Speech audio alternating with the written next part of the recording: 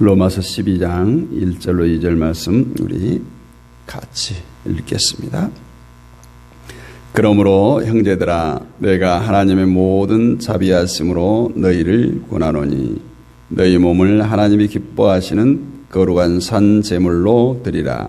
이는 너희가 드릴 영적 예배니라. 너희는 이 세대를 본받지 말고 오직 마음을 새롭게 함으로 변화를 받아 하나님의 선하시고 기뻐하시고 온전한 뜻이 무엇인가를 분별하도록 하라. 아멘. 교회의 권위는 어디가 있을까요? 교회의 권위는 하나님의 말씀에 있습니다. 교회가 이제 7이라는 장로의 규칙에는 7이라는 것이 있습니다. 교회에서 교회의 유익을 해치고 크게는 하나님의 영광을 가려운다고 표현하지만 하여튼 교회의 유익을 해치거나 이단 사상에 빠져들거나 또 자신의 직책에 맞지 않는 얼토당토하는 일을 했을 때 견고를 하기도 하고 처음은 권면을 하고 경고를 하고 시리를 하고 출교를 하고 또 정지를 하고 자격을 정지하는 거죠. 또 심지어는 이제 면직까지 하는 이런 치리를 행합니다. 과연 요즘 교회 또 요즘 성도들이 이런 치리를 정당하게 하고 있고 정당하게 받아들이고 있는가? 예를 들어서 어떤 A라는 교회에서 치리를 하면 그 성도는 그 교회에 안 나가요. 그냥 다른 교회에 가버리면 되는 거예요. 그러면 다른 교회에서는 아무 조건 없이 그 성도를 받아들여요. 옛날 같으면은 교적부라고 하는 것, 이명서라고 하는 것을 통해서 성도들이 수평 이동을 할 때는 이렇게 이동을 했는데 지금은 별로 그렇잖아요. 가는 성도 안 잡고 오는 성도 막지 않는다는 식으로 이 치리가 다시 말하면 교회의 권위가 땅에 떨어져 있습니다. 본문을 보면 사도 바울은 이렇게 말해요. 내가 하나님의 모든 자비하심으로 너희를 권하노니. 그래서 오늘 말씀에 권하노니 제목을 이렇게 했는데 하나님의 모든 자비하심으로 너희를 권면한다. 이렇게 말씀합니다. 시작은 어떻게 시작해요? 그러므로 11장의 모든 말씀을 해놓고 이제 그러므로 이렇게 다시 12장을 시작하고 있는 거죠. 여기서 먼저 생각할 것은 권한다, 권면한다는 것에 대해서예요. 우리가 권한다, 권면한다는 것은 부탁하는 거 아니에요. 그렇죠? 훈계의 강한 의미가 권한다는 거예요. 권면한다는 거예요. 사도 바울은 지금 자신의 말을 하는 것이 아니라 하나님의 말씀을 전하는 자로서 이야기하는 거예요. 그렇다면 이 하나님의 말씀이 사람들에게 이 말씀 좀 들어줘, 이 말씀에 좀 순종해줘 이렇게 부탁하는 걸까요? 아니겠죠.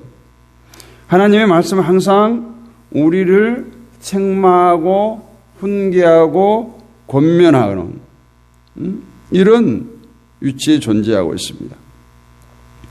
그렇기 때문에 사도 바울이 권한다는 것은 훈계나 권면의 위치에서 하는 말이에요. 그러나 이 말씀 자체가 하나님 말씀의 권위가 있다는 것이지 인간, 사람인 사도 바울의 권위가 있어서 훈계를 하는 거 아니에요. 오늘 교회의 권위가 목사나 장로나 당회나 이런 힘으로 몰아붙이려고 하기 때문에 문제가 발생한 거죠. 하나님 말씀에 권위가 있다는 것이에요. 사람이나 교회나 당회나 여기에 권위가 있는 거 아니에요. 우리가 이 점을 항상 주의해야 할 줄을 믿습니다. 그런데 이 말씀은 인간을 사용해서 전달합니다. 우리가 10장 14절에서도 보았지만 그런 저희가 믿지 아니하는 일을 어찌 부르리요 듣지 못한 일을 어찌 믿으리요 전파하는 자가 없이 어찌 들으리요 이렇게 말합니다. 즉 하나님이 전파하는 자를 세우셨다는 거예요. 그를 보내셨다는 거예요. 하나님께서 말씀을 전하게 하셨기 때문에 들을 자가 있고 믿게 되어진다고 우리는 말씀을 나누었죠. 그런데 이렇게 말씀이 인간에 의해서 전파되어진다는 것을 생각한다면 우리가 초점을 둬야 되는 것이 나에게 전파되어지는 말씀이지 누가 나에게 그 말씀을 전했느냐는 중요하지 않아요. 하나님이 말씀을 전파할 자를 부르시고 보내셨다면 그가 누구겠습니까? 목사고 장로고 교회에 오래 다닌 사람이겠습니까? 이 점이 바로 오늘날 성도들로 하여금 서로의 허물을 마음 놓고 권하지 못하게 만들고 설사 권면을 해도 많은 경우에 불화로 끝나요. 네가 뭔데? 이렇게 하는 거죠. 어떤 교회의 직책이나 이런 것을 권위로 생각하는 거예요. 정말 주일 학생이 우리 집사님, 장로님에게 권면하면 여러분 어떻게 할까요? 장로님 그러면 안 돼요. 우리가 주일학교 시간에 배웠는데요. 예배 시간은 이렇게 해야 된대요. 이렇게 하면 그만 게 뭘 한다고 이렇게 하지 않겠냐 이 말이에요. 말씀을 전파하는 사람이 꼭 목사여야 하고 장로여야 하고 신학을 전공한 사람이 되는 것은 아니에요. 물론 설교, 강도라고 하는 것, 하나님의 말씀을 풀어서 설교하고 이렇게 가르치는 것은 강도권을 가진 목사가 하지만 이 복음을 전하고 말씀을 전하는 것에 대해서는 아무나 할 수 있는 거예요. 누구라도 말씀을 중요해요. 말씀을 잘 깨달은 성도는 말씀과 어긋난 생각, 말씀과 어긋난 행동을 하는 사람에 대해서 권면할 수가 있다라는 거예요. 그 권면을 정말 마음 아프게 받아들일 수 있는 사람이 정말 하나님의 사람이에요. 성숙한 성도인 거예요. 왜냐하면 하나님은 모든 하나님의 백성들을 말씀을 전파하는 도구로 세우셨어요. 또 훈계의 권위는 전하는 사람에게 있는 것이 아니라 그 말씀에 권위가 있다라는 것을 꼭 기억하시기를 원합니다. 다시 말해서 사람은 단지 말씀을 옮기는 역할만 하는 거예요. 여기 있는 말씀을 저기 있는 사람에게로, 내 안에 있는 말씀을 앞에 있는 사람에게로 옮기는 거예요. 그런데 오늘날 교회가 이거 쉽지 않죠. 정말 교회에서 훈련된 사람, 어떤 사람 누군가에게 권면을 할 때 말씀이 나의 허물을 지적하고 훈계한 것이 아니라 저 사람이 나를 훈계하고 있어? 이렇게 생각하는 거예요. 즉 말씀의 권위 앞에 복종하는 것이 아니라 대부분의 사람들이 사람의 권위에게 복종하는 거예요. 그래서 목사에게, 장로에게, 나의 어떤 리더에게, 공동체의 장에게, 그래서 말씀을 전하는 권위를 부여받는 목사는 나에게 말씀을 가르치고 훈계할 수 있다고 생각하고 목사의 말이라면 하나님의 말이다 이렇게 생각하는 거예요. 하나님의 말씀이 목사의 입을 통해서 전해진 거지 목사의 말이 하나님의 말은 아니잖아요. 그래서 대부분의 사람들은 목사에 대해서 순종합니다. 그런데 다른 사람이 자신을 훈계할 때는 참지 못해요. 이 목사님도 나한테 그런 말을 안 했는데 이렇게 하는 거죠. 우리 교회가 정말 이게 변해야 돼요. 서로 권면하고 서로 권하는 모습을 찾아보기가 힘들어졌어요. 그러다 보니까 다른 형제 자매에게서 말씀에서 벗어난 행동을 하고 말씀에서 벗어난 언행을 막 해도 못 본 척하는 거예요. 왜 그래요? 내가 괜히 여기에 나서가지고 나와 좋은 관계마저 어그러지고 깨질 것 같은 거예요. 마음속으로 하면 저건 잘못된 것인데 저러지 않아야 되는데 이렇게 하는 거죠. 당신 그러면 안 돼. 당신 그러는 것은 공동체를 깨뜨리는 거야. 하나님이 기뻐하시지 않아. 이러면은 노발대발할 거거든요. 그러니까 그냥 묵인하고 지난 거예요. 과연 이렇게 묵인하는 것이 하나님 보시기에 선한 행동일까요? 이것은 참된 교회의 모습이 아님을 우리가 알아야 됩니다. 우리는 그런 말을 잘합니다. 좋은 게 좋은 거라고. 그것을 은혜로 착각하고 있어요. 그냥 허물을 덮는다고 착각하고 있어요. 괜히 말을 해서 상대방 감정을 상하게 하는 것보다 가만히 있는 게 낫다. 가만히 있어서 문제를 일으키지 않는 게 낫다. 이렇게 생각합니다. 남이 어떻게 살든 나하고 상관없는 일이라는 태도로 그냥 묵인하고 덮고 지나가는 거죠. 여러분, 교회의 유익이 뭡니까? 왜 우리가 모여서 예배를 하죠? 성도의 교제라고 하는, 은혜의 나눔이라고 하는, 또 신앙의 간증, 고백이라고 하는 것들을 통해서 죄와 허물을 알게 하는 거예요. 깨닫게 하는 거예요. 지적해주고 권면하고 또 나누고 하는 거 아니겠습니까? 서로 하나님이 거하시는 성전으로 지어져 가는 거예요. 우리 자신의 몸이 성전이라고 했잖아요. 나 홀로 성전 될 수가 없어요. 그렇기 때문에 교회에 항상 성도의 교제라는 것이 포함된 거예요.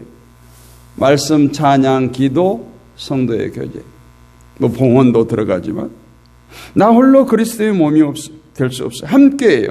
모든 지체들이 모여서 하나님의 거룩한 성전이 되어지는 것입니다. 이것을 염두에 두고 우리가 산다면 말씀에서 멀어진 형제 자매, 말씀에서 멀어진 성도를 전혀 관심 두지 않고 권하지도 않는다는 것은 교회의 유기예요. 왜 형제의 허물에 대해서 입을 다물어 버립니까? 왜 권면하지 못합니까? 그것은 말씀이 권위가 있음을 깨닫지 못하기 때문에 그래요. 자기 자신을 염두에 두기 때문에 그렇습니다. 아이고, 나도 못하는데 뭐 사람이 그럴 수도 있지 뭐. 여러분, 형제를 가르치라는 것이 아니요, 말씀을 전달하는 것이에요. 그럴 때 말씀 스스로 권위를 가지고 형제를 가르치고 권면하고 책망하고 깨닫게 하실 것입니다. 말씀이 역사하는 거예요. 성령께서 그 마음을 감화 감동시키셔서 움직이는 거예요. 마찬가지로 누군가 자신의 허물에 대해서 말씀으로 권면해 올 때 우리가 그 사람이 누군가를 평가해서는 안 돼요. 그 사람이 오히려 나보다 더 허물이 많을 수도 있어요. 그가 과연 나에게 충고하고 훈계하고 권면할 또 가르칠 위치에 있는가, 이런 거 따지지 말라는 거예요. 정말 그 사람이 하나님의 감동하심으로, 성령의 감동하심으로 나에게 정말 그 두렵고 떨림으로 권면을 해왔다라면 어떻게 하겠어요? 그 입에서 전파되어지는 그 말씀에 귀를 기울여야 됩니다. 사람은 잊어버리고 오직 말씀에 귀를 기울일 때 말씀의 권위에 복종되어지는 거예요. 이것이 진심으로 말씀에 복종하며 살아가는 교회의 참된 모습일 것입니다. 다시 말하지만 오늘 말씀에 권한다는 것은 나는 잘하고 너는 못한다, 이런 차원에서 훈계하는 게 아니에요. 어떤 인간도 설사 그가 온 세상 사람들로부터 칭송을 듣는 믿음의 사람이라고 할지라도 11장에서 계속 말했던 것처럼 허물 많은 죄인일 뿐이에요. 그래서 그러므로 형제들아, 이렇게 12장을 시작하고 있는 거예요. 이것이 말씀의 권위예요. 말씀 앞에서 누구도 자신의 행동에 대해서 의롭다 주장할 수가 없다는 겁니다. 이것은 저 역시 마찬가지고, 목사가 말씀을 설교하는 역할을 가지고 있지만 목사가 먼저 말씀을 통해서 은혜를 받아야 되는데 그 은혜가 뭐냐? 회개해야 되는 거예요. 그 말씀을 연구하고 설교하기 전에 기도하면서 자신의 허물을 발견하고 회개하고 그 말씀을 성도들 앞에 선포하는 거죠. 그래서 목사의 권위가 아니라 말씀의 권위를 가지고 설교하는 거예요. 목사가 교인들의 허물을 책망하고 판단하는 것이 아니라 말씀이 교인들의 허물을 책망하는 거예요. 이럴 때 아멘이 되어주는 거예요. 그렇지 못하고 그냥 유창한 설교를 해야 된다고 해서 은혜가 되고 심령의 변화가 일어나는 거 아니에요. 그렇다면 교회에서 누군가에게 권면하지 못하는 이유가 어디에 있겠는가? 이것을 한번 생각해 보아야죠. 아까도 얘기했지만 나이가 작은 사람이 나이가 작다? 나이가 적다. 나이가 적은 사람이 나이 많은 사람에게 훈계하고 권면하는 것은 버릇없는 짓이라고 말할 수 있겠습니까? 괜찮다고 말할 수 있겠습니까? 하나님의 말씀은 꼭 목사를 통해서 전파되어지고 가르쳐진다고 생각지 말라고 했어요. 모든 성도는 하나님의 말씀을 전파하는 자로, 전하는 자로 부름을 입었어요. 그래서 오늘 1, 2절에서 이렇게 말해요. 그러므로 형제들아, 다른 직책을 부르지 않아요. 그러므로 형제들아, 내가 하나님의 모든 자비하심으로 너희를 권하노니 너희 몸을 하나님이 기뻐하시는 거룩한 산 제물로 드리라. 이는 너희가 드릴 영적 예배니라. 너희는 이 세대를 본받지 말고 오직 마음을 새롭게 함으로 변화를 받아 하나님의 선하시고 기뻐하시고 온전하신 뜻이 무엇인지 분별하도록 하라. 우리는 지금 성경에 기록된 말을 듣고 있고 또 저를 통해서 설교를 듣기 때문에 별로 기분 나빠 이렇게 생각지 않을 거예요.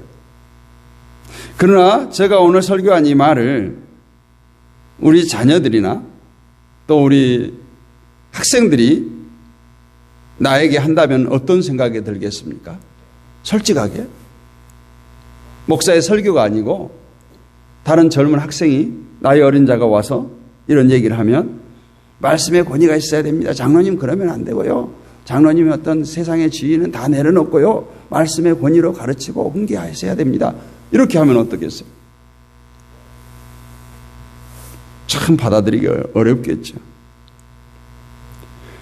정말 우리가 말씀의 권위는 목사인 제가 선포할 때나 어린아이가 선포할 때나 똑같다는 거예요. 차이가 없다는 거예요. 말씀은 역시 변함없이 말씀 그대로예요. 그런데 사람들은 누가 말하고 있느냐에 따라서 반응이 전혀 달라진다는 거예요. 가령 오늘 본문을 가지고 이제 저 큰 연합회에서 작은 교회의 젊은 목사가 많은 원로 목사님들이나 선배 목사님들을 앞에 두고 여러분 목사님들 우리가 지금 드리는 예배는 너무너무 형식적입니다. 정말 예배가 아닙니다. 막 이렇게 설교를 한다고 해보세요. 너가 뭘 알아? 너가 목회 좀 해봤어? 그게 무슨 소리야? 감히 예배를 부정해? 이렇게 하면서 아마 야단을 치거나 마음에 빗장을 걸어 잠글 것입니다. 그러나 똑같은 얘기를 총회장이나 노회장이 한다면 어떻게 되겠어요? 그래, 예배가 예배다워져야지. 예배가 회복돼야지. 이렇게 생각할 거 아닙니까? 이것이 바로 말씀의 권위에 복종한 것이 아니라 사람의 권위에 복종하는 거예요. 본문에서 사도 바울은 사도라는 권위를 가지고 권하는 것이 아니라 하나님의 모든 자비하심으로 너희를 권한다. 이렇게 선포하고 나옵니다. 다시 말해서 하나님의 자비하심을 근거로 해서 권면한다는 겁니다. 그렇다면 사도 바울의 권고를 듣는 사람들은 사도 바울을 볼 것이 아니라 하나님의 자비하심과 긍휼하심을 바라봐야 된다는 거예요. 이것이 말씀을 듣는 자의 바른 태도라고 말할 수가 있습니다. 그래서 목사님들이 많이 그래요. 내 교회 성도들에게는 담대하게 권면하거나 회개를 촉구하거나 이렇게 지적질, 책망을 못 한다는 거예요. 그냥 다른 교회 가면 담대해집니다. 왜 그럴까요? 그것이 말씀의 권위를 생각지 않기 때문에 그래요. 목사라고 하는 그 직제, 내 성도들이 혹시라도 상처받을까 하는 그러한 인간적인 생각 때문에 그래요. 말씀의 권위로 오늘 사도 바울처럼 하나님 모든 자비하심으로 권면하지 않기 때문에 그러는 거예요. 바울 자신이 나무라거나 책망하거나 심판하고 판단하기 위한 권고가 아니라 하나님의 자비하심을 있는 그대로 제시하는 거예요. 그리고 하나님의 자비하심이 공고하도록 하는 것입니다. 지금까지 사도 바울이 말한 하나님의 자비하심과 긍휼은 무엇이었습니까?